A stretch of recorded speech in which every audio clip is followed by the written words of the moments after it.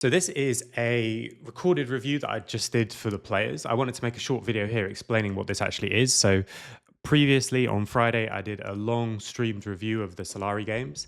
But the reason that I wanted to show this as a separate thing in terms of this is the actual outcome from that big stream is to show what I believe is kind of the most crucial role for coaching at esports. It's about putting in time as a coach to minimize the time that the players see. So I spent an hour and a half looking over the games. There was, of course, loads of points to consider, loads of things that we could improve on. But here's just one crucial thing in 2 moments from 2 separate games, the same mistake that I want the guys to take into the next week of scrims. So hour and a half turns into however short this video is, but much, much shorter. So I'm going to do a short review of 1 point from the Solary games, the Solary series. It's not about generating time. Although there is something that I want to talk to you about on Sunday in regards to the way we generate time. This is actually about how we use time, which is the topic we're going to move on to on Monday. But I want to show you just a couple of examples because it's something that I've seen us do multiple times. And now we can have some more concrete things of a team who punishes us a bit more. So here's the first example. I'm going to be talking about controlling river and whether we need the bridge ward or connect ward, however you want to call it. Let's just look at our vision.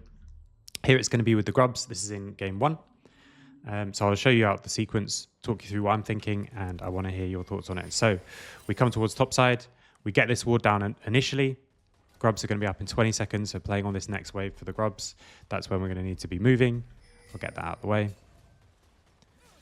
We're controlling this area, playing through mid lane. And now enemy comes in here and plays on this side, and we get blocked out of this area. So because we don't have a ward here, we can't go through this way very easily, and we have to wait until they actually fully show. So I'll play out the whole sequence. We come around, we start the grubs. We get a good collapse onto this side because the owner goes too far. And now the fight happens around the Victor, and the Victor can join. But the reason that I want to look at it is, like I said, it's something that we've done a few times. So we can look at the same thing from their point of view because they have the same thing around mid.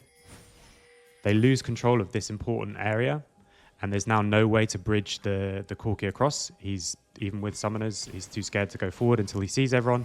So now he can come the more aggressive way, but by the time the fight starts, he's already too late. So what I want us to do in future is just to keep that conversation going and to just think about like what we need to bridge across. Because we've had it a few times. Sometimes it was Chachi in mid lane. What do I need to bridge across? Oftentimes it's been Freddy on the side. We need to think, what do we need?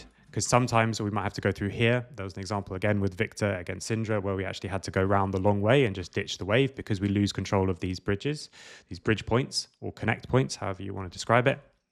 So something to pay attention to. And I'll show you another example from game 2. This is the example from game 2. We're 13 minutes into the game, or about to be 13 minutes into the game. This, of course, is not a good game state for us. We already talked about the problems that we have in terms of what we picked in the draft, what we should have done in the early game, etc. It's not about that.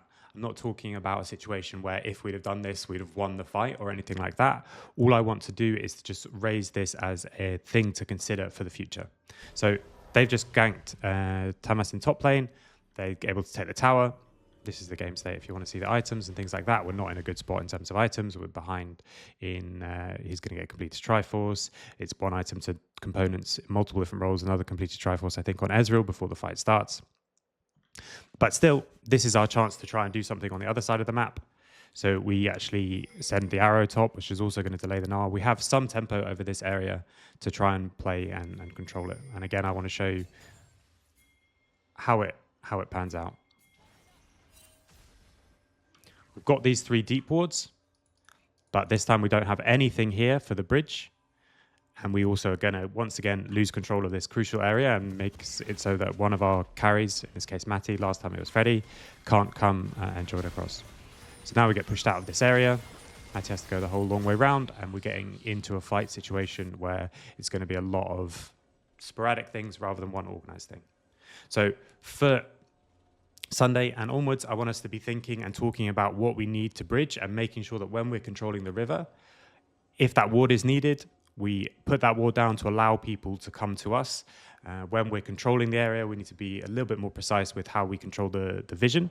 But I also want to hear from you. Is there things in this that we should just do differently, do better in terms of the lane assignment, stuff that we can talk about already, in terms of timing when we actually start these objectives versus when we just control them first?